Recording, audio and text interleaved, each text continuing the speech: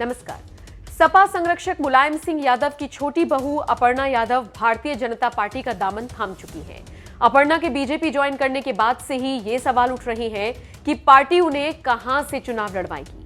BJP के लिए अपर्णा पर दांव लगाना बहुत बड़ी चुनौती होगी, क्योंकि सब जानते हैं कि साल 2017 में सपा के टिकट पर लखनऊ कैंट से चुनाव लड़ने वाली अपर्णा को रीता बहुगुणा जोशी द्वारा हार का सामना करना पड़ा था।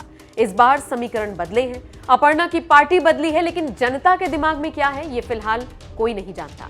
इसमें कोई दो राय नहीं कि बीजेपी की विचारधारा ही अपर्णा को जीत दिलाने के लिए काफी नहीं होगी। जनता का प्यार और भरोसा भी जीतना होगा। बहरहाल बीजेपी में शामिल हुई अपर्णा कहां से चुनाव लड़ेंगी, इसको लेकर तरह तरह के दावे किए जा रहे हैं। सियासी गलियारों में खबर है कि अपर्णा लखनऊ के सदर सीट से चुनाव लड़ सकती है। न सिर्फ लखनऊ बल्कि उसके आसपास के किसी जिले की किसी सीट से भी उनको चुनाव लड़वाया जा सकता है।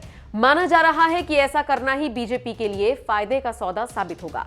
सूत्र बताते हैं कि बीते कई सालों में अपर्णा जिले में काफी सक्रिय रही है, जिसका फायदा पार्टी उठा सकती है। बताया भी जा रहा है कि राजनीतिक और जातीय समीकरण के हिसाब से भी लखनऊ या आसपास की सीट अपर्णा को फायदा पहुंचा सकती है। चलिए आपको बताते हैं हम ये बात क्यों कह रही हैं। 1 नवंबर 2018 को अपर्णा का एक बयान सामने आया था, जिसमें उन्होंने कहा था, मैं राम के साथ हूं, चाहती हूं अयोध्या में राम मंदिर बने। ये बयान खूब सुर्खियों में रहा था। इसके साथ साथ जिले के सैनिक पब्लिक स्कूल और मुंशी रघुनंदन सरदार पटेल महिला महाविद्यालय में वो आती जाती रही हैं। स्थानीय लोगों में उनकी अच्छी खासी पहचान है और वहां के लोगों के बीच उनकी अच्छी खासी पकड़ है। रिपोर्ट्स बताती हैं कि विधानसभा क्षेत्र में 3,68,026 मतदाता हैं।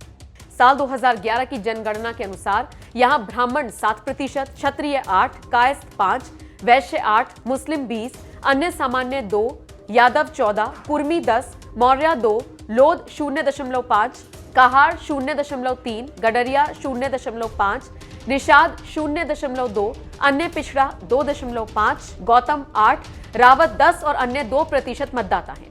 हालांकि आपको बताते चलें कि अभी तक ये तय नहीं हो पाया है कि अपर्णा कहां से चुनाव लड़ेंगी, लेकिन लखनऊ या आसपास की कोई सीट उनको दी जा सकती है, इस तरह की खबरें हैं। बहरहाल आपको क्या लगता है, बीजेपी अपर्णा को कहां से मैदान में उतारेगी? कमेंट करके अपनी राय हमें जरूर